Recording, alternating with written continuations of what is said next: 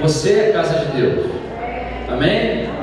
Então, só para relembrar, a gente vai ler o texto para nos sinalizar de onde a gente está partindo a nossa reflexão, nosso ensino da palavra. E eu creio que a palavra é viva e eficaz. Amém? Mais cortante que espada alguma de dois gumes. Ela é apta para discernir, ensinar, discernir todos os pensamentos e intenções do coração. Glória a Deus, amor. A palavra de Deus, ela muda a nossa vida, ela gera fé em nosso coração. Se você entrou aqui para baixo, se você entrou aqui se sentindo meio assim, meio no limbo da vida, com os olhos assim virados para baixo, eu quero dizer a você que a palavra de Deus te levanta nessa noite, nos levanta nessa noite. Nós somos casa de Deus, significa dizer que aquele Deus que tem todo o poder decidiu morar na gente. Isso é coisa demais, amém? Isso é maravilhoso. Então olha para esse queridão, mais uma vez está do seu lado e fala para ele: Deus acreditou em você, cara. Então, é heresia a gente não acreditar na gente, né? É heresia. Se Deus acreditou em mim, apesar de mim, Ele acreditou em mim. Vamos ler então, Mateus 9, 16 e 17. Quantos acharam? Digo, achei. Ninguém põe remendo de pano novo em vestido velho, porque semelhante remendo tira parte do vestido e faz-se maior a rotura. Nem se deita vinho novo em odres velhos, do contrário se rebenta, derramam-se o vinho e os odres se perdem, mas deita-se vinho novo em odres novos, e assim ambos se conservam. Feche os seus olhos e vamos orar. Feche os seus olhos e incline a sua cabeça. Pai querido e Pai santo, Deus de infinita graça, infinita e maravilhosa e poderosa graça, nós mais uma vez nessa noite, Senhor, Deus, nós colocamos e disponibilizamos a nossa vida, o nosso coração, inclinamos o nosso coração, inclinamos a nossa alma, dizemos à nossa alma: aquieta-te, ó minha alma, aquieta-te, porque te abates em mim, ó minha alma. Ó Deus, nós damos uma ordem para essa alma, para essa emoção, para essa vontade, para esses pensamentos se aquietarem agora e saber que Tu és Deus. Tu tens o controle e o governo de todas as coisas, mesmo que as coisas na minha ótica não pareçam estar sob controle, mas o Senhor está no trono e não perde o controle de nada na minha vida. Aliás, a Tua palavra diz que tudo, todas as coisas, até as coisas ruins, cooperam para o bem daqueles que amam a Deus, para aqueles que foram chamados segundo o seu propósito. E aqui há homens e mulheres que foram chamados segundo esse propósito eterno do Senhor, de nos fazer casa, morada de Deus, é a habitação do Senhor, do Espírito do Senhor, de maneira que de glória em glória, de fé em fé, a gente vai sendo transformado, modificado, transfigurado, segundo a imagem que contemplamos no espelho da Tua palavra, a imagem de Jesus, Senhor, e que nessa noite nós possamos ser ainda mais mudado, mais transfigurado, Senhor, ainda mais impregnado, mais conformado a essa imagem do Senhor Jesus, o nosso Salvador, o nosso Senhor, o nosso primogênito dentre os mortos, o nosso irmão maior, o nosso Senhor e Salvador, Jesus Cristo, aquele que foi morto antes da fundação do mundo, e por causa dele todos os nossos pecados foram perdoados, por causa dele nós somos redimidos, por causa dele a ira do Senhor saiu de sobre nós, e o Senhor nos fez agora filhos do Senhor. Por isso nós podemos dizer, por meio desse Espírito: Abba, Pai, Paizinho. Obrigado, Pai, obrigado pelo privilégio de estarmos ouvindo a Tua palavra, de recebermos o que Tu tens para nós, no nome poderoso de Jesus. Você pode dizer amém? Amém. Você pode aplaudir mais uma vez o Senhor por essa obra maravilhosa. Glória a Deus. Queridos, esse texto é um texto que mostra para nós que é impossível coisas novas chegarem numa coisa enquanto a gente não abrir mão do velho, enquanto a gente não entender que muitas vezes para vivermos um tempo novo é preciso abrir mão de coisas velhas. Nós entendemos aqui que o Senhor, nesse contexto aqui na palavra, o odre, o pano velho, o odre velho, o pano velho, tem a ver com a nossa velha natureza, com a nossa natureza adâmica, aquela que não podia ser habitada por Deus. A nossa antiga natureza não tinha, era incompatível. Não dava para Deus se relacionar da forma como Ele planejou, com a profundidade com que Ele planejou, enquanto Ele não começasse. E só Ele tinha poder para começar a mudar as coisas de lugar em nossa vida. Ele começou mudando o nosso coração. A Bíblia diz que Ele trocou o nosso coração. Ele tirou o coração de pedra, um coração afastado de Deus, um coração insensível para Deus, e colocou ali um coração de carne, um coração sensível, um coração capaz de se quebrantar na presença do Senhor. Amém? Falando assim, também aponta para uma nova natureza, aponta para uma nova aliança com Deus. Agora há a possibilidade de Deus habitar. Nós fizemos uma aliança e temos uma aliança com Deus, não mais por meio de Adão, mas agora por meio de Jesus, o segundo e último Adão. Em Adão estávamos independentes, natureza caída, depravada. Não havia nenhum de nós que buscasse a Deus. Não havia nenhum de nós com condições, com competência de entender Deus, a não ser que Deus viesse até nós. E assim Ele fez. A Bíblia diz que nós o amamos porque Ele nos amou primeiro.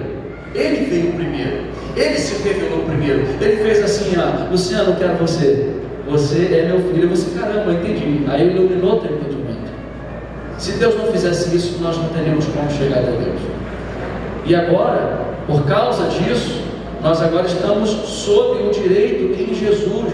E em Jesus, tudo aquilo que Jesus conquistou na cruz, e a maior bênção que Jesus conquistou na cruz, ou uma das maiores bênçãos, é que Deus, no seu atributo, Deus tem atributos, Ele está, por causa do pecado da humanidade, irado, advir um juízo sobre toda a carne. Quando nós recebemos a Jesus, aquele sacrifício expiatório satisfez a ira de Deus. Quantos que entendem isso, irmão? Não havia o que eu fazer, não adianta, podia queimar várias galinhas. Isso não iria satisfazer a justiça de Deus. Amém, amado? Não dava para dar um dinheiro. Essa justiça ela não se satisfaz com o meu dízimo, o dízimo, o trízimo, dando o meu salário todo. Essa justiça, o Neymar podia dar o salário dele todo, que o dinheiro todo do Neymar não iria satisfazer a justiça de um Deus santo, de um Deus justo. Amém? A santidade dele é tal que não há a menor compatibilidade com o pecado. E aí o que ele fez? Ele nos amou de tal maneira que deu o seu Filho unigênito, para todo aquele que agora nele crê, não perecesse, mas tivesse a vida eterna.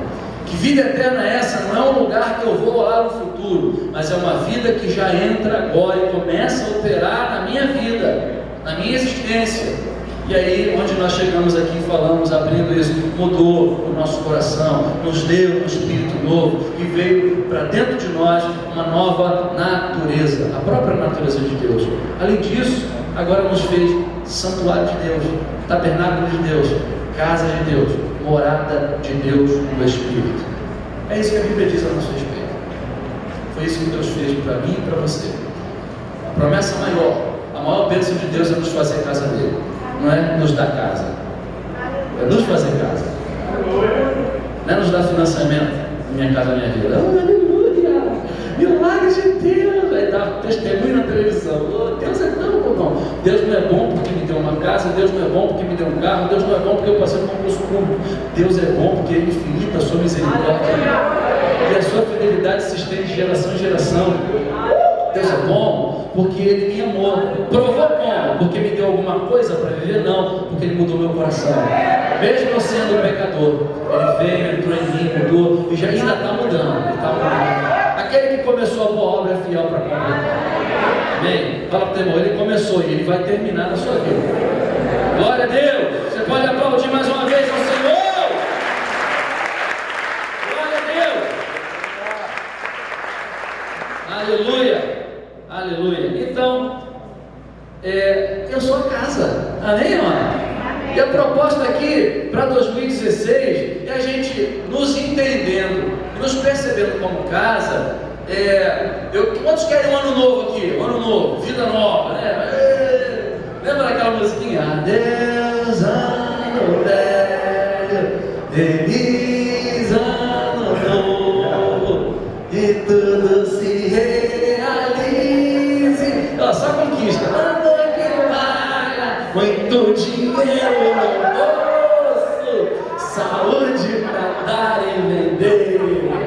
Só coisa terrenal, temporária, né? E tudo bem, a gente está nessa peregrinação, o Senhor sabe que necessitamos de todas elas, mas nós somos mais do que isso, nós somos mais do que uma existência capitalista, consumista, de coisinhas que nos dá alguns minutos e no máximo algumas horas de alegria e felicidade, instantes de felicidade. Ele fez muito mais por nós, Ele nos fez casa, amém? E para mudar, para vivermos de fato um ano novo, não adianta, mano, botar cueca dourada, branca. Vou virar de roupa branca, paz, aleluia, paz. Não adianta entregar, amado, oferenda na praia, isso não muda o ano de ninguém. Não é verdade, mano? Quem te entregou uma oferendinha? Fala a verdade. Pode confessar, foi do passado, foi coisa do passado. Quem já ofereceu? Quem já ofereceu alguma coisinha assim lá na praia, jogou um negócio, uma flor assim? Tentou a sorte. Pulou esse ano. Sabe o que aconteceu comigo na praia? Não. Final de ano eu gostava. Eu não era crente, estava. E aí eu estava na praia, né? A gente gosta lá de praia, gostava muito de praticar o surf. E aí, quem vinha pedir a gente para levar o barquinho da Iemanjá lá depois da arrebentação? Eles vinham. Aí eu falava assim: o que eu vou ganhar com isso? Até que um falou assim para mim: meu filho, não fala isso não. Você está fazendo uma coisa pro santo. Não vai, é demais. Não, eu sei que é pro santo, mas me dá um lanche aí. Aí eu já levei barquinho de Iemanjá lá no canto do recreio, do outro lado. Aí eu levava assim mais ou menos uma área, assim, o mar subia, aí arrebentava o barquinho, então pá, o barquinho espalhava todo na praia. Né? E quando chegava dia 1º, de manhã cedinho, estava eu na praia. Eu estava de praia. Aí eu ficava só olhando o pessoal botando as oferendas, ó. Aí eu olhava, caramba, aquela ali tá bonita, só o fundo. Quando virava as costas, eu olhava, entrava na bomba e ela comia tudo. Comia tudo. Comia essa oferenda toda. Mal sabia eu, por causa disso, já estava me sacudindo. Mas está lá, essa é a sociedade e que de alguma maneira a gente foi absorvendo, não talvez nesse nível, mas, pô, quem já botou uma cuequinha amarela aqui? Fala a verdade. Fala a verdade! A cor da roupa, preto. Você quer ver só, amado, como é que a gente ainda é? Tu não vira o ano de preto? Não, preto não. Eu estou liberando, não, preto é estranho. Preto não. Não, creio, pastor, nada a ver, mas eu vou botar um preto. Não tem nada a ver, mas é sua cor. Aleluia, amém? Você foi liberto de toda maldição. A gente não tem nada com Satanás, com o mundo, acabou esse negócio. Acabou, Jesus nos livrou de toda maldição, nós somos filhos de Deus. Apenas uma cor qualquer. Né? O branco fica prontinho, porque nessa época está todo mundo queimadinho, fica legal, né? O dourado fica legal. Mas por causa disso, sinceramente, não tem mais nada a ver. Agora, ainda assim, às vezes os crentes criaram as suas maneiras, as suas, aspas, mandingas para mudar o ano.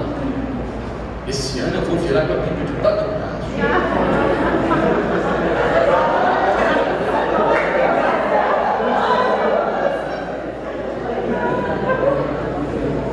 Esse ano eu vou virar montado.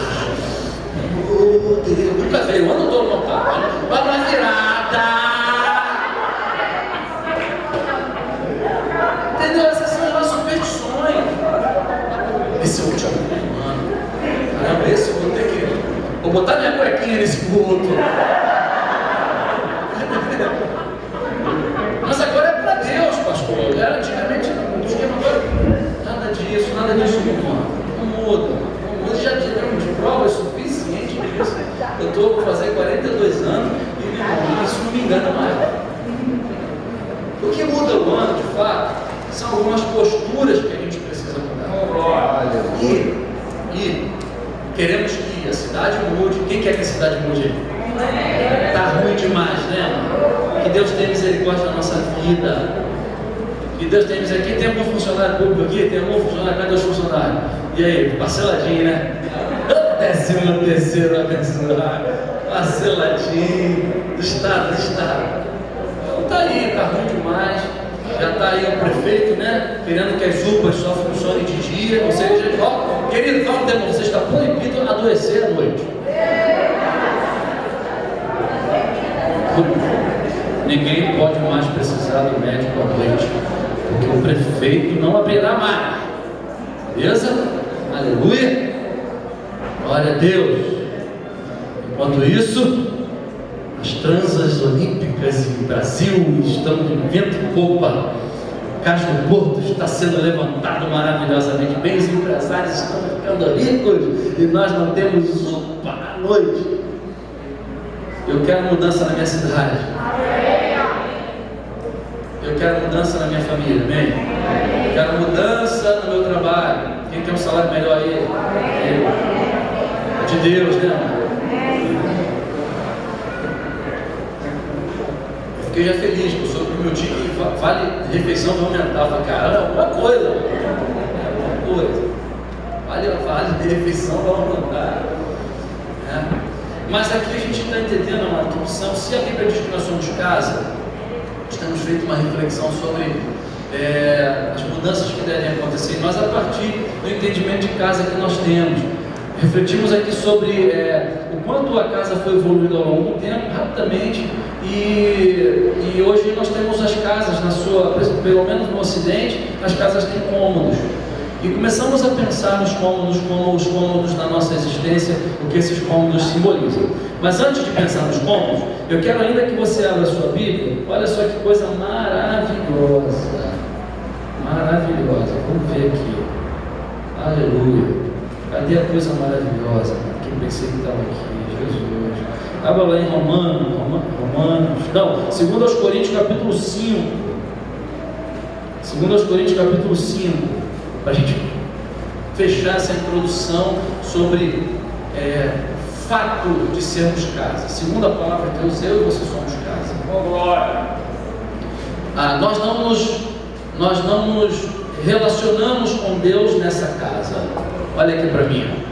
Essa casa não tem um poder místico. Deus não está aqui. Deus não está aqui. Nós nos relacionamos com Deus nessa casa aqui. Você se relaciona com Deus nessa casa aí. Amém? Então olha só, 2 Coríntios capítulo 5, versículo 1. Olha o que diz a palavra. Esse texto é lindo demais. Você pode ler ele inteiro. Você vai ver que lá no final desse pensamento de Paulo, ele fala sobre o Espírito Santo morando em nós. Mas eu quero ler só o versículo 1, porque sabemos que se a nossa casa terrestre deste tabernáculo se desfizer, temos de Deus um edifício, uma casa não feita por mãos, eterna nos céus. Que casa terrestre é essa? A nossa casa lá, a nossa igreja? Não. Paulo está falando da nossa habitação terrestre. Está falando que nós somos um espírito, que moramos numa casa, um corpo. Ele chama essa casa de tabernáculo. E diz que quando esse tabernáculo se desfizer, ou seja, quando nós morrermos, nós temos um edifício já preparado. Amém? Nós temos uma outra casa. Veja bem, ele não está falando de uma geografia, ele está falando de um novo revestimento superior a esse. Amém. Todo espírito precisa de uma casa. Quando este tabernáculo se desfizer, temos da parte de Deus um edifício. O que temos hoje não há de se comparar com o que vamos receber amanhã. Da casa para o edifício, algo muito maior vai acontecer. Ele continua dizendo que esse tabernáculo, ele se corrompe, se deprecia, envelhece. O edifício de Deus não, ele é eterno. ele não vai acabar. Nós vamos receber uma nova casa, amém, amado? Um novo lugar de habitação, uma nova dimensão de existência. O problema, nós estávamos aqui adorando, refletindo nessa canção linda do Palavra Antiga, e eu estava pensando quanto nós achamos e começamos a entender que nós somos a casa e não os habitantes dela. Isso distorce a nossa percepção de existência. A gente é tão coisificado, a gente é tão materializado, a gente é tão capitalista e consumista, que nós fomos nos entendendo e construindo em nós uma percepção a partir das nossas próprias percepções e instintos. Então achamos que nós somos isso aqui. Só que aquilo que nós achamos que somos, a Bíblia diz que está se desfazendo. Mas que quem somos de fato tem uma outra casa quando essa aqui acabar. Então essa casa aqui a gente valoriza muito. Te bota a melhor roupa, te faz exercício físico. A gente casa com uma pessoa mais bonita que a gente encontra, um cara mais bonito que a gente encontra. Pastora, Deus abençoe ela muito. Eu vou contar, né, mano? Caramba, fui um cara de sorte. Amém. Mas entendem isso, amado? As mulheres gastam tempo no telhado delas, ó. Hoje estava a pastora me perguntando qual cabelo vai ficar legal. Olha a cor, olha, trocentas fotos. Falei, cara, faz aí. Fala, bacana. Fala, legal. Você é linda. Te amo. Preto, bronze, azul. Isso é casa. Isso é um telhadão que você vai botar. Mas já parou para pensar que a gente não para refletir que vivemos a partir de uma percepção distorcida de que a casa é quem somos e não alguém que habita nela, que a nossa carne, a nossa habitação terrestre, esse corpo sou eu, e não entendemos que esse corpo é só fachada, é só minha identidade, é onde eu me encontro com você e você se encontra comigo. Já pensou, mano? Como é que eu ia conhecer o Tai, o espírito do Tai? Não dá. Então, o Tai, porque a fachada dele me apresenta o Tai. A personalidade, a imagem dele me apresenta quem ele é. Agora, o Tai não é isso aqui. O Tai é alguém que está dentro dele, que usa as janelas, por exemplo, dos olhos, para me enxergar e me traduzir, e me perceber a existência. Tai e você e eu somos um espírito que habita numa casa. Então, quem a gente está valorizando mais? A gente ou a casa? A gente investe mais em quem? Na gente ou na casa? Ou na casa, que significa corpo, carne. A gente investe muito em nós como casa. Achamos que nós somos o que Deus quer que sejamos nesse coisa aqui. Mas ela está se desfazendo, amém? Olha para a pessoa que está do seu lado e vê, pergunta ela, você está se desfazendo? Certifique-se. Pergunta a idade dela, fala assim, você tinha 10 anos atrás, você era melhorzinho? Aí não tora.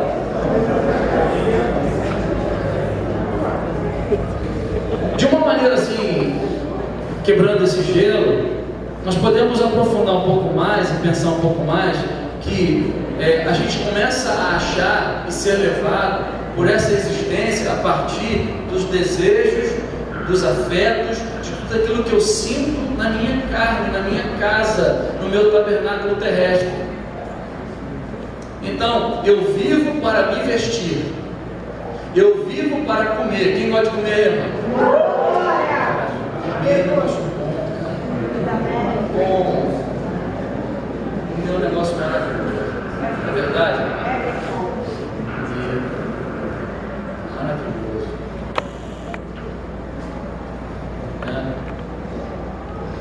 Então, é um privilégio. A gente vive, trabalha por causa dos prazeres, por causa estou entendendo que é não sendo. E aí eu valorizo mais aquilo que é terrenal, temporário, depreciável, corrompível, e não alimento e não invisto naquilo que é eterno, que sou eu de fato, que é o meu espírito, é quem eu sou, é quem mora aqui dentro. Quem fala com vocês é um espírito que se utiliza de uma prega vocal, de um aparelho vocal, e que aprendeu a vocalizar mensagens, comunicar. Não ganha uma nova percepção quando a gente pensa assim? E aí esse que é você, agora, um espírito ressuscitado pelo poder de Deus, antes morto em delitos e pecados, está unido agora com o espírito do eterno. E o espírito do eterno está trabalhando transformações em você, na casa que você é. Aleluia! Glória a Deus. Estava pensando isso na hora da música. Segundo aos Coríntios, capítulo 3, versículo 18. Abre lá para a gente avançar mais um pouquinho.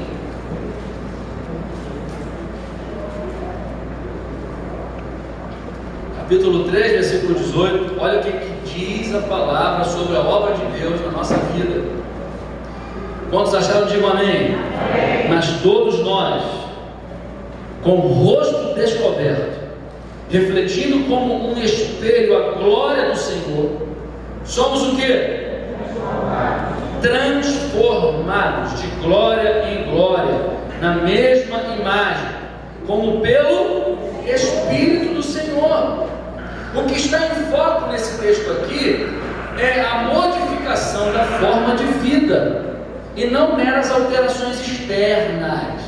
Eu não, olha só, mas o que é a religião evangélica do capitalismo, ou sei lá, qualquer coisa que a gente possa falar. Às vezes a gente tem até dificuldade de classificar isso que se diz ser não sendo, mas a gente acha que as transformações, elas são exteriores. Nós adentramos a um lugar, queremos a oração, queremos uma palavra que nos transforma, mas transforma o quê? Nos tire da pobreza para a riqueza, nos dê um casamento, nos dê o meu sonho, aquele sonho, eu tenho um sonho de pegar um cruzeiro, e aí julgamos transformação todos os aspectos exteriores. Aí todos os testemunhos da televisão estão falando disso. Sim ou não, amado? Antes eu não tinha nada, eu morava na rua. Agora eu tenho 5 BMW, agora eu tenho 5 apartamentos na Barra da Tijuca. A palavra de Deus não está falando que a transformação proposta e produzida pelo Espírito Santo seja uma transformação de comportamento, uma transformação econômica, uma transformação social, assim, exterior. Aqui está falando sobre contemplar a glória do Senhor como um espelho, não me vendo, mas vendo a face e o caráter de Jesus, e pelo Espírito sendo conformado a ela de glória em glória, de fé em fé, segundo a imagem dele. Está falando de uma mudança interior, num jeito de ser, num jeito de viver nessa existência, através desse veículo que é a minha casa, que sou eu aqui nesse corpo. Vai mudando as minhas percepções quanto ao casamento, quanto ao dinheiro, quanto às minhas relações de amizade. Antigamente eu usava o meu corpo para a prostituição, ou seja, eu andava sob o domínio da concupiscência da carne. Ora, o Espírito Santo veio, limpou tudo, avivou. Agora eu mudo a minha percepção e começo a perceber que o meu corpo não foi feito para a concupiscência. Ou seja, há uma mudança interior, num jeito de ser, num sentido de existência, de maneira que você pode ter muito ou ter pouco. O que está valendo é a percepção nova de vida que você está tendo. Nós vemos pessoas completamente aprisionadas nas suas emoções, porque ainda não entendeu que contemplar a glória do Senhor e ser transformado por ela, fala e tem foco, em primeiro lugar, nas nossas mudanças interiores, nos nossos conceitos interiores, na forma de enxergar, na nossa... tem uma palavra assim legal que fala de cosmovisão, ou seja, a visão do todo, ou seja, a forma como eu enxergo Deus muda, a forma como eu enxergo pessoas e o homem muda, a forma como eu enxergo a natureza muda. Quando Deus entra em mim, a minha cosmovisão muda, as minhas relações começam a mudar, já não é mais do jeito que eu me relacionava, porque a minha cosmovisão muda. Antes eu me relacionava com Deus colocando flor na praia, com todo respeito, mas quando eu me converto, a minha cosmovisão relacional com Deus muda. Um dos problemas e prisões mentais da igreja, um dos grandes problemas é se relacionar com a religiosidade litúrgica. Eu preciso ser transformado para que essa percepção da relação com Deus, ainda que na religiosidade cristã, também mude. A falta de entendimento de que eu sou casa, lugar de Deus, que Ele vive em mim, a falta de entendimento disso faz com que eu viva uma religiosidade cristã rala, superficial, beirando a paganidade. Beirando a paganidade.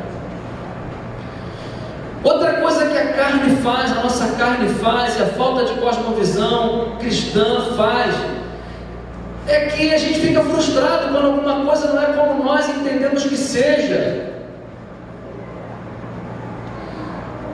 Ficamos frustrados com o jeito que Deus vem até nós, porque nós entendemos que Deus tem que vir do jeito que eu estabeleço que Ele venha. Eu pré-estabeleço a minha relação com Deus. Se Ele vem de outro jeito, eu me frustro, a minha carne dorme, a minha carne perde a atenção, a minha percepção fica desanimada, depreciada, sabe? Se tivéssemos aqui alguma coisa que tem a ver com aquilo que muitas mentalidades entendem como Deus está movendo, a gente já está mais animado.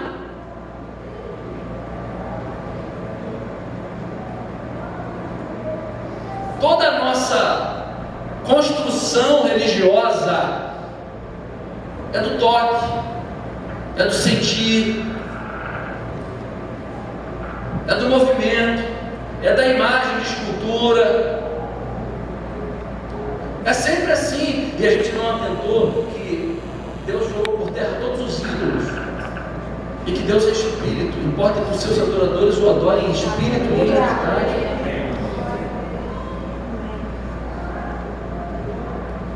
Eu preciso do Espírito Santo se transformar por Ele. Todos nós contemplamos como por um espelho a face do Senhor, o Espírito Santo, e vamos sendo transformados de glória em glória. Que o Espírito Santo te dê entendimento disso. Se você não entender isso, vai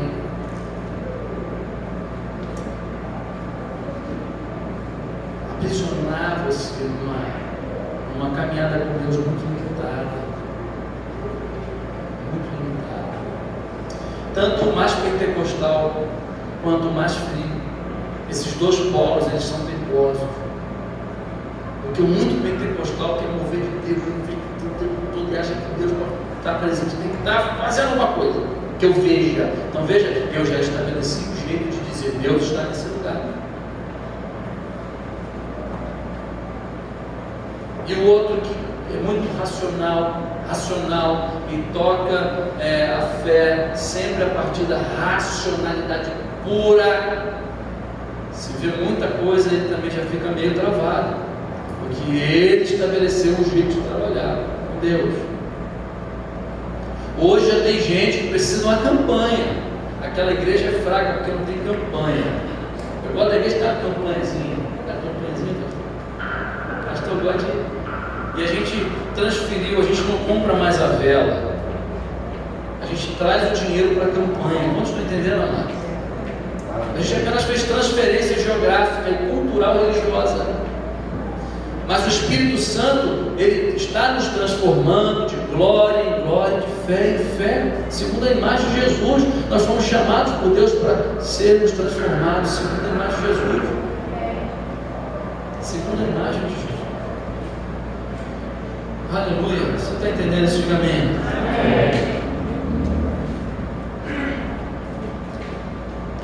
E aí falamos sobre cômodo, falamos do banheiro. Quem lembra aqui sobre o banheiro? O que nós falamos do banheiro? Lugar de colocar o que me faz mal para fora. Pensar na nossa existência, tem coisa ruim, tem excremento na nossa existência. E se a gente ficar segurando, vai dar cólica, vai suar. E a gente vai ter que entrar no banheiro da nossa existência e joga fora. E a gente faz isso todo dia. E quem não faz isso todo dia tem um problema intestinal. Intestino preso. Controla demais a vida. Fala para o teu irmão, solta o intestino, meu irmão. Existencial. Pode ficar tranquilo. É existencial, irmão.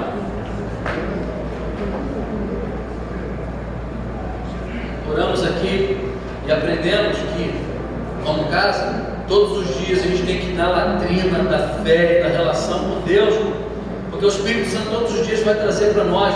Queridos, cuidado, porque tem vitórias na nossa vida que acontecem que podem nos enganar. Às vezes Deus permite uma vitória para produzir em nós um sentimento completamente carnal. A gente pensa que somente o deserto é que produz coisas que precisamos jogar fora, mas às vezes as vitórias trazem para nós alguma coisa feia nossa.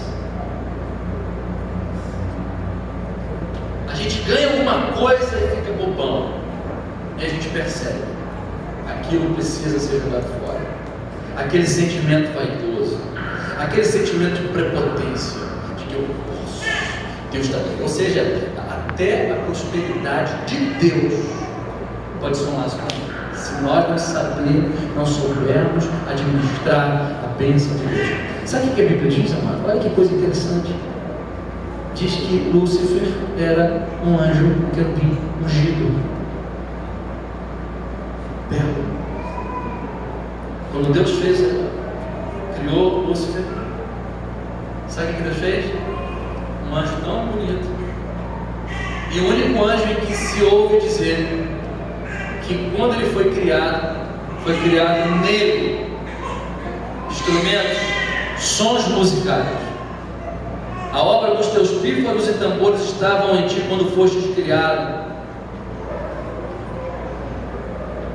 O livro do profeta Isaías registra o que derrubou Lúcifer. Isso aqui foi a sua própria beleza, a sua própria unção, as suas próprias conquistas. Lúcifer se tornou Lúcifer muito provavelmente porque tinha unção. Você está entendendo isso?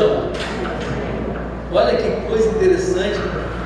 Às vezes as bênçãos de Deus, se não forem bem administradas por nós, podem nos derrubar. Alguém via algum erro na vida de Jó? Lembra de Jó que nós falamos aqui sobre Jó? Alguém via algum pecado na vida de Jó? O que a Bíblia fala sobre a vida de Jó? No início, homem é quê? Reto, temente a Deus, desviava-se do mal, próspero, gato, homem talvez mais rico daquele tempo. Só que você vai lendo o texto e você vai vendo que Jó não era esse cara todo. E Deus sabia. Deus conhecia Jó. Então as bênçãos, as vitórias, assim como os desertos, expõem para fora coisas que precisam ser jogadas fora de nós. Precisam ser confessadas. Deus, eu sou vaidoso. Deus, olha como eu sou mal. Deus, olha como as coisas me pegam. Olha como eu sou levado pelo prazer. Deus, eu estou na tua casa, eu sinto sono, mas em casa eu não sinto sono. Essa é a minha carne que foi condicionada a não querer Deus. Não querer Deus. Deus, eu tenho ânimo para fazer, para ir à praia, eu tenho ânimo para viajar, eu tenho ânimo para trabalhar, eu tenho ânimo, mas para Deus eu começo a perceber que eu tenho um desânimo, eu não tenho ânimo.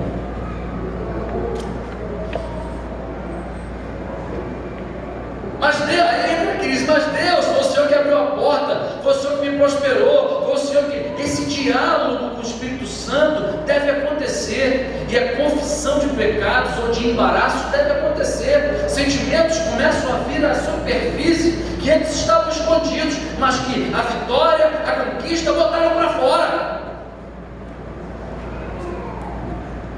Deus, quando não tinha nada, eu orava mais. Deus, quando não tinha nada, eu estou percebendo, Senhor. Agora que eu estou me aprofundando, ouvindo a palavra, eu orei hoje, e eu estou percebendo na minha existência, porque eu sou tua casa, e o Senhor começou uma obra em mim, eu estou percebendo, eu creio que o Espírito Santo, o Senhor está falando comigo, eu estou vendo que os meus sentimentos com o Senhor se esfriaram, porque antes eu orava para conquistar, antes eu dava oferta para conquistar, quando eu vim conquistando, o meu nível de oração, de comunhão foi diminuindo. Senhor, eu estou percebendo agora, me arrependo, eu confesso, Senhor, eu preciso de Ti, preciso de Ti.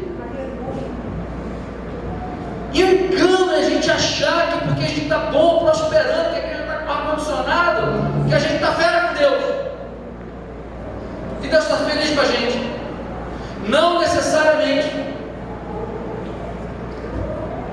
Deus pode estar tendo nos abençoado, porque Deus é abençoador, amém, amado? Nós somos filhos dele, filhão de Deus. Mas Ele está vendo como é que nós estamos. Ele está vendo. Nas lutas, nas tribulações, a gente fica mais atento, porque a gente está no veneno. A gente está no veneno. A gente ora mais, a gente vê se eu estou desanimado, vai nos irmãos, aí precisa dos irmãos, ora por mim, meu irmão. Mas quando começa a ter, quando começa a ser uma bênção, quando começa a prosperar, quando a porta se abre, vem outros problemas. Eu já não oro porque eu tenho dinheiro, eu paguei plano. Eu já não oro porque eu pego meu filho e levo no médico. Eu já não oro mais porque eu não oro para Deus separar uma vaga numa escola para mim, porque eu pago naquela escola. Quantos estão entendendo isso, amado? E aí vai se revelando um outro problema. Volto para aquela condição adâmica de independência, de árvore do conhecimento do bem e do mal. É onde eu preciso parar, por isso que o Espírito Santo mora em mim para falar isso comigo. E eu preciso entrar no banheiro da minha existência, sentar na privada e jogar tudo fora.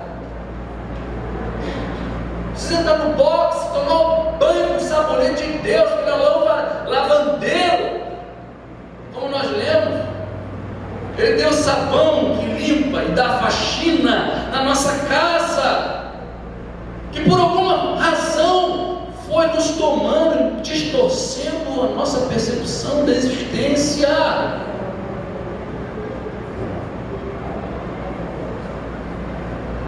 A minha oração é que aqui seja um lugar de desafio e de transformação, mas de existência. Aqui não vai ser, o meu desejo, a não ser que o Senhor fale para fazer, mas aqui não vai ser um lugar onde eu vou botar a mão em você e vai facilitar a tua vida, porque a gente está acostumado às coisas instantâneas, que a gente não precisa desenvolver com Deus, a gente não precisa ter experiência com Deus, a gente quer alguém que resolva o nosso problema, a gente quer um tutor, a gente quer uma polícia, a gente quer bombeiro, a gente quer alguém fazendo por nós, enquanto nós ficamos vendo televisão. A gente quer Deus trabalhando para Deus como um escravo, Deus ralando, suando, enquanto a gente não desenvolve nada nele, com ele, e aprende a andar com ele.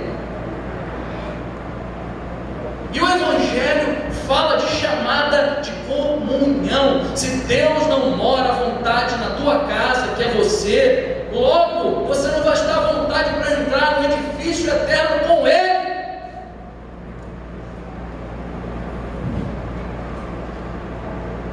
Enquanto a comunidade cristã se achega aos domingos na igreja para receber uma estratégia para prosperar e ponto final, nós não vamos ter intimidade para viver com Ele eternamente.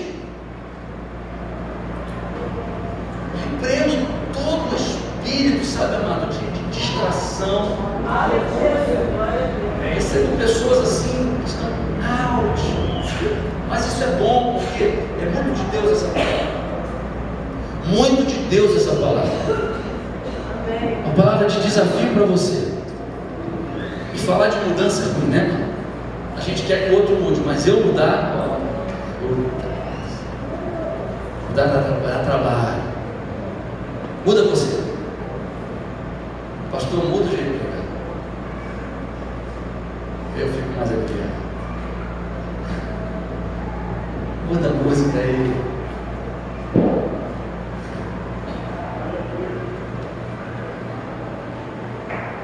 A gente está tão doente nesse negócio. Eu já estou quase terminando. A gente tem até que falar que está quase terminando para ver se está animado. Isso é sério.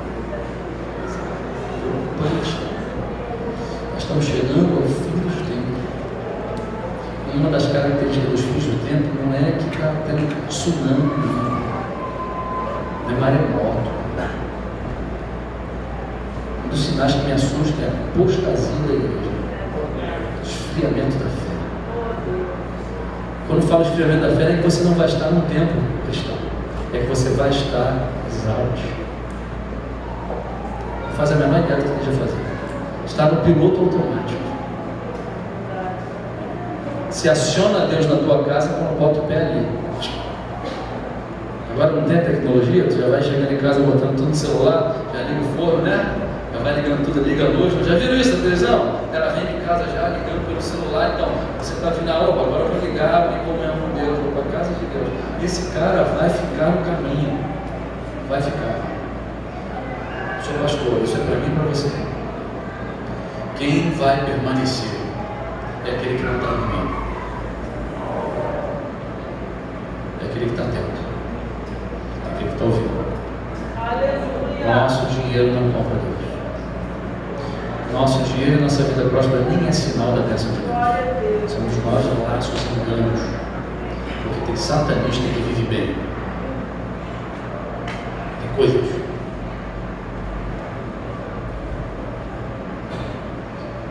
Nós estamos nos relacionando com Deus nessa casa sem entender qual é a vontade dele. Ele é o dono da casa. Achamos que ele é que tem que se adaptar às regras que eu imponho nessa casa. Nós falamos aqui no domingo passado que quando nós entregamos a nossa vida a Jesus, nós passamos a escritura da nossa casa, que somos nós, para Jesus. E agora a nossa casa, que somos nós, pertence a Jesus. Esse Espírito que sou eu, que mora aqui nessa casa, nesse tabernáculo terrestre, agora se tornou mordomo, servo de Jesus, está servindo Ele com o Espírito, e que precisa comungar com Ele para saber o que Ele quer que eu faça, o que é sujeira em mim, o que eu preciso botar para fora no banheiro existencial da minha vida, o que eu estou sentindo essa cólica, essa dor. Será que é só o outro, o problema está no outro, ou realmente sou eu que tenho dificuldade?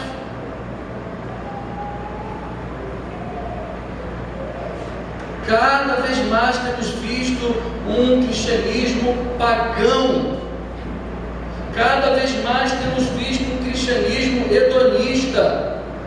E o hedonismo é ligado à carne, ao corpo, porque é no corpo que eu tenho prazer. É no corpo que eu sinto frio, calor, me arrepio, como, bebo, engordo, emagreço. É no surpreendendo, eu vou tendo gozos na vida, prazeres ou desprazeres. E aí eu vou fazendo de tudo para ter o máximo de prazer possível. E o máximo de prazer possível não combina com a cruz de Jesus. Cada vez mais o cristianismo hedonista vai tirando a cruz da mensagem do Evangelho. Hoje você vê as pessoas se movimentando em igrejas para se adaptar ou procurar uma igreja que se adapte ao que eu desejo, ao que eu quero. Ninguém está preocupado com o alimento que se oferece naquela igreja, com os desafios com que eu sou desafiado pelo Espírito Santo naquela comunidade.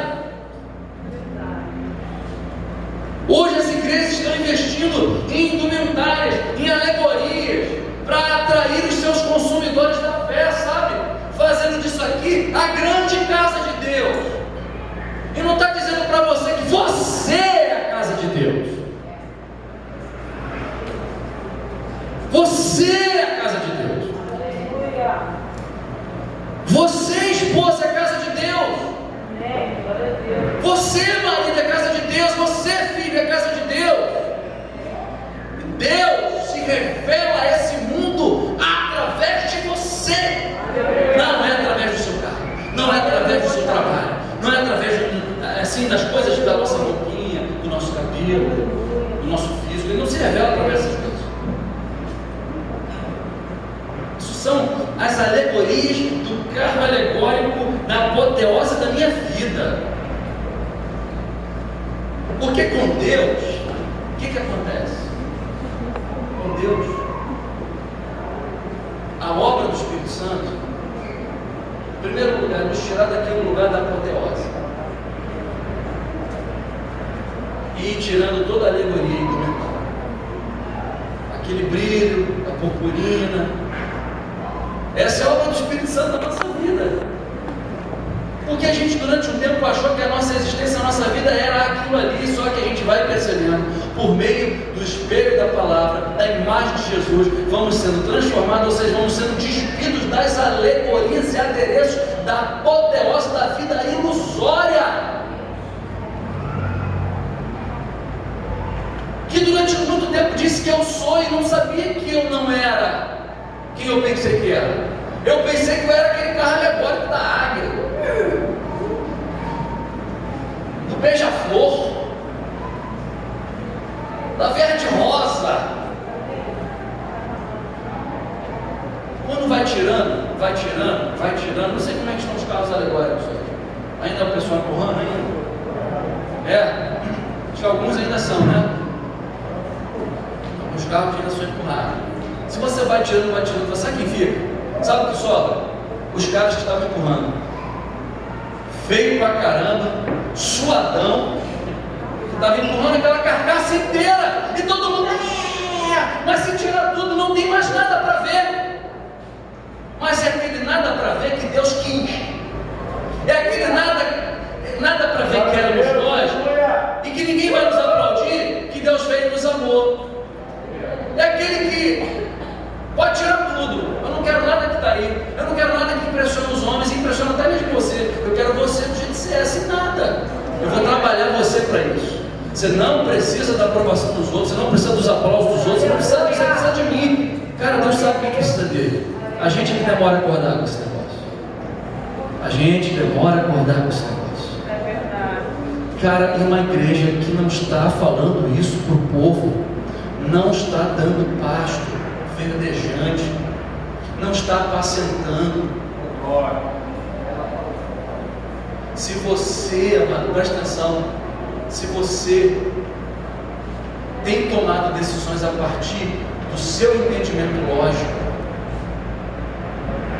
das suas adaptações de existência, da sua vida, e você percebe que está vivendo de maneira que vai adaptando a minha vida com Deus, a minha vida no trabalho, a minha vida na igreja, a minha vida no dia a dia, de acordo com o que eu penso que seja bom para mim, isso é uma vida de independência. Você parou de perguntar ao Espírito Santo qual é a vontade dele para a tua vida, porque o Espírito Santo nem sempre trabalha com a lógica humana, com a razão humana. O Espírito Santo pode falar para você agora, sabe o quê? Agora para você, vou te enviar para o Irã.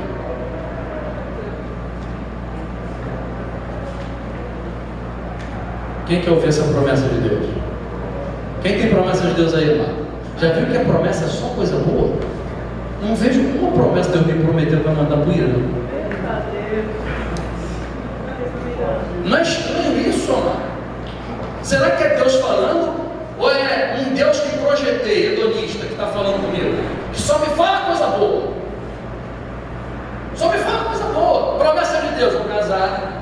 Promessa de Deus, vai me prosperar. Promessa de Deus, Ele vai abrir aquela oportunidade. Promessa de Deus, aquela causa da justiça vai sair. Promessa de Deus, minha empresa vai crescer. É Deus mesmo? Ou eu estou projetando um Deus hedonista, segundo os meus prazeres? Porque eu olho para a Escritura, as promessas de Deus vinham como assim: vou mandar vocês para o Egito, vocês vão ficar lá 400 anos escravos. Quem tem essa promessa de Deus aí, amado? Vou mandar você para um casamento, minha filha, você vai casar com um Nabal para você crescer. Não, isso é do diabo. Deus não vai mandar o Irã, porque Deus só quer coisa boa para mim. Essa é o hedonista, uma cabeça feita por um mundo capitalista e consumista, que ensinou você a só andar a partir dos prazeres dessa casa que é você, carnal. E eu preciso dizer isso a você, senão você vai para o inferno. Sério, vai para o inferno com tudo que tem. Nós vamos com tudo que nós temos. Aliás, falar de inferno hoje na igreja é complicado. Não se fala mais de inferno, senão eu vou agredir você. Fala para o teu irmão: Deus não mudou na pós-modernidade. Deus não virou pós-modernidade. Deus não está de brinquinho. Deus não mudou. Ele é o mesmo ontem, hoje, sempre. Ele não assombra nem variação de mudança. Fala, Deus, não joga fora a boa de você.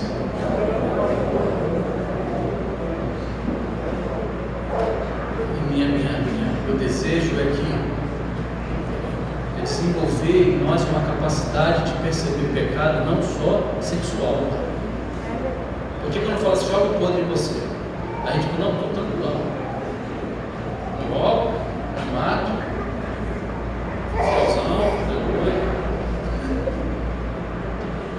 aí você vê lá em Apocalipse, quando nós pregamos aqui, uma igreja que estava sendo reprovada porque abandonou o primeiro amor. Só isso. Estava trabalhando, ralando com Deus na igreja. Tem porém contra ti, você abandonou o primeiro amor. Duro, né, mano? O Espírito Santo falou com alguém, foi, né? Você falou, depois fala comigo. Eita Deus! A gente tem misericórdia, assim. Tem um outro lugar na nossa casa que a gente precisa atentar, que é a sala. A sala. Sabe o que é sala? Lugar de estar. É lugar de recepção, de visita, mas também é um lugar de sabotagem. É na sala onde eu me saboto o tempo todo na televisão. É na sala onde eu chego em casa, a primeira coisa que eu faço é ligar a televisão. Alguém é assim, irmão? Tem alguém assim aí? Tem alguém? Amém, irmão? Vamos no médico, amém? Estamos aqui no médico. Fala aí qual é a tua doença. Fala. Tem alguém aí, irmão? Assim? Se você não faz, você está... Não tem televisão em casa. Mas é um lugar de ser sabotado. Se permitir sabotagem. Você tem um monte de coisa para fazer. Você tem coisas para orar. Você tem uma Bíblia para ler. Você tem situações que você precisa resolver no altar de oração. Sabe o que a gente faz? A gente vai ver televisão. E hoje piorou. Agora a gente tem o celular. A gente tem um tablet. Tem um Wi-Fi dentro de casa. Abundância, uma fonte joga 24 horas. É É um lugar de ser sabotado. Eu quero destacar isso aqui na sala para você tomar cuidado. Você quer entrar em 2016 diferente? Arruma a sala. Arruma a sala da tua existência. Arruma a sala. Como receber melhor as visitas? A sala fala de afeto, de ser afetado,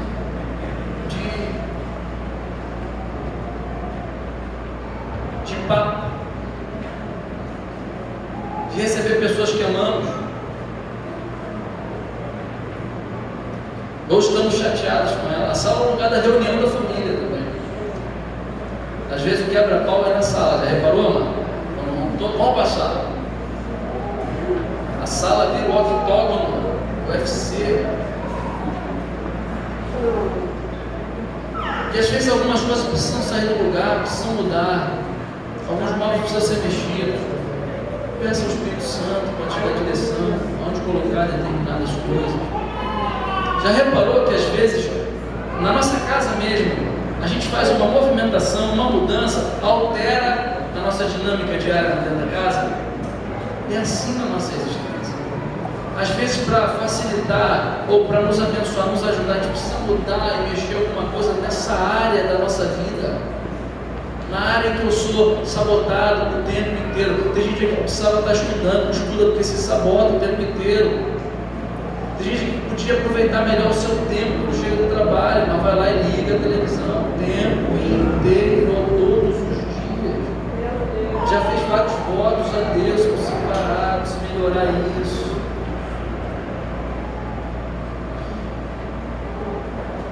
Outro cômodo, quarto.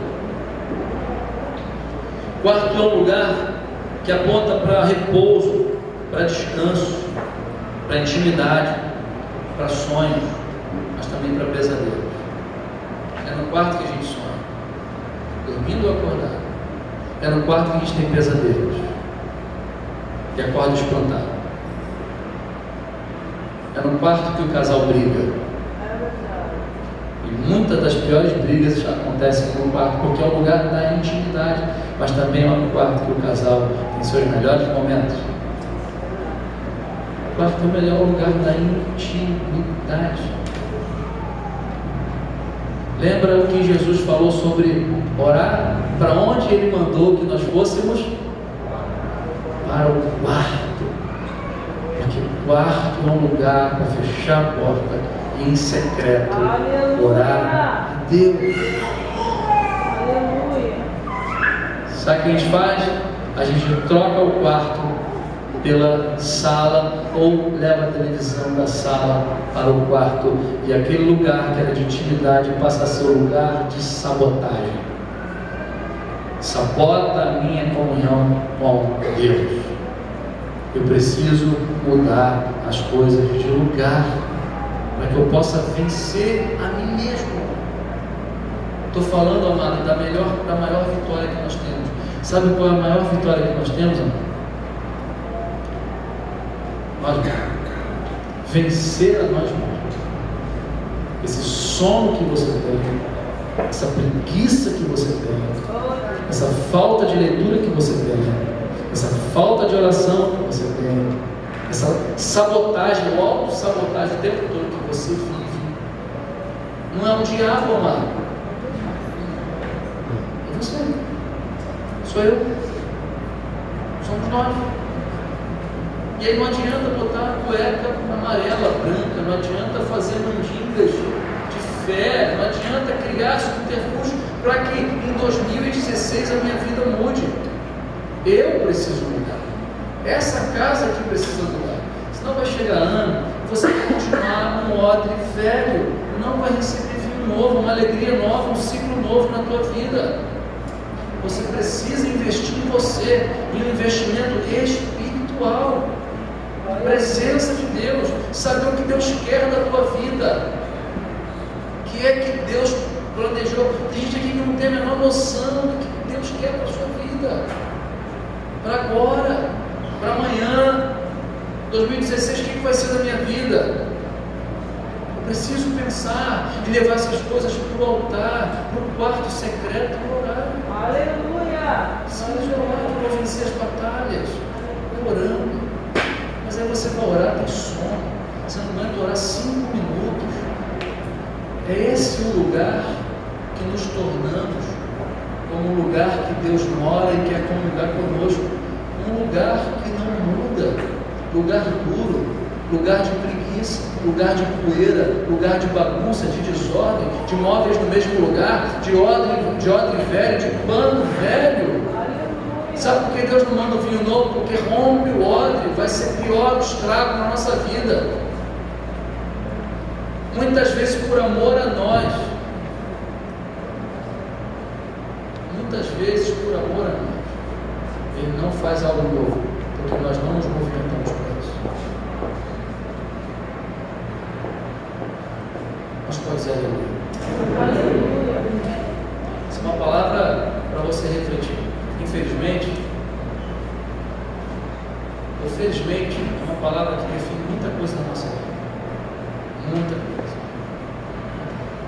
Quem pegar essa palavra, quem compreender essa palavra, a aplicabilidade dessa palavra, ela é uma palavra para você botar em prática. Glória a Deus, aleluia. Uma palavra para orar aqui, aí, seja a casa nova de Deus. Receba o ano de 2016, não, isso é mágico, cara. Eu sou pastor, não sou mágico, não sou misterioso. Glória a Deus. Glória a Deus.